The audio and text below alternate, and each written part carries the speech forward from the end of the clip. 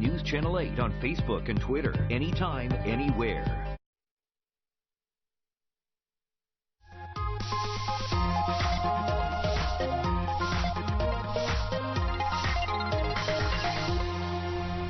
For the 8th year in a row, the Asthma and Allergy Foundation of America is releasing its annual State Honor Roll report, assessing all 50 states and the District of Columbia on their leadership and progress on policies protecting students and staff with asthma and allergies in more than 100,000 schools across the United States.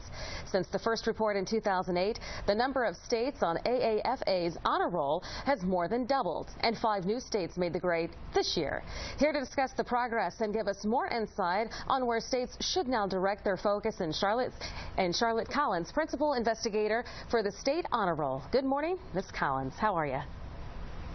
Fine. How are you? Thanks for having me on. Well, thank you so much for joining us.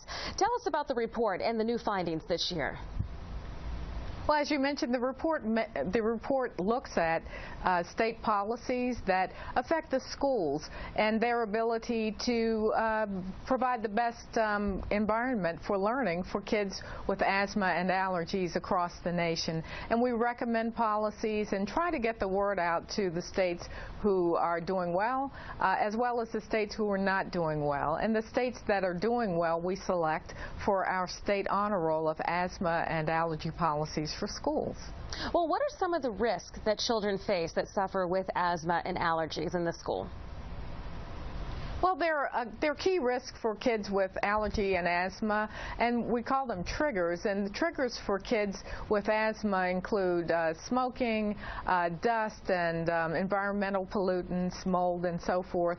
And the risk for kids with allergies are whatever they're allergic to. And one area of concern is food allergies, which have been growing across the nation.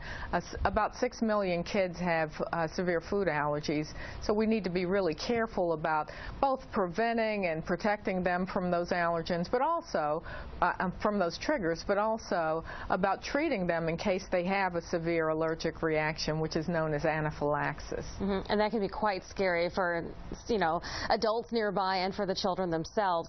What can you tell us about the school health policies right here in our state?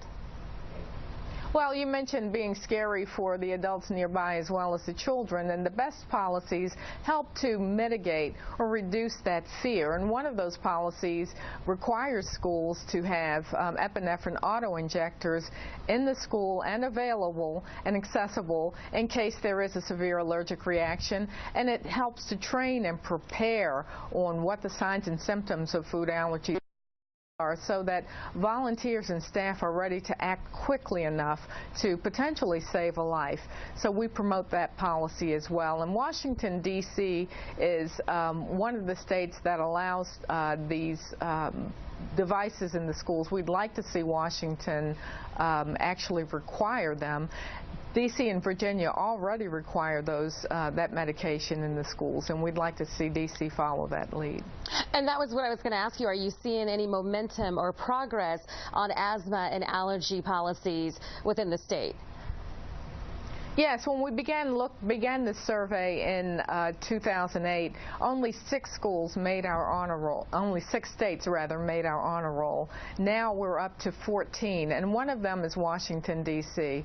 Maryland and Virginia are just on the edge of making our honor roll. They've made 17 of the indicators that we're looking for. We're looking for 23, and they've made 17, and 18 makes our cut, and Washington, D.C. has made our cut, so we're very pleased with that. Yes. Moving forward.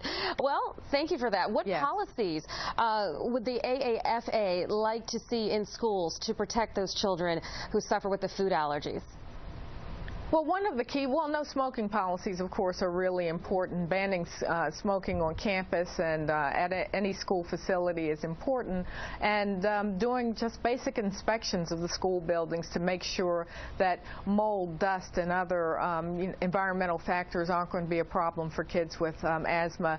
But the overarching recommendation we have for all states, including Maryland, Washington, and Virginia, is school nursing and making sure that that we meet the standard set by the by Healthy People 2020 of one school nurse for every 750 students. And we're fortunate that in this area we have a local chapter for Maryland, D.C., and Virginia that has services and additional information. And we have information about all that on our website, statehonorroll.org, and also on our national organization website, AAFA.org.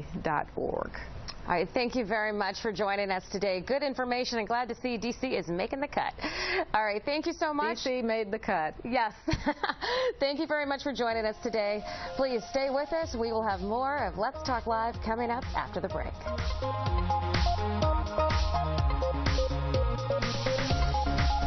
All next week.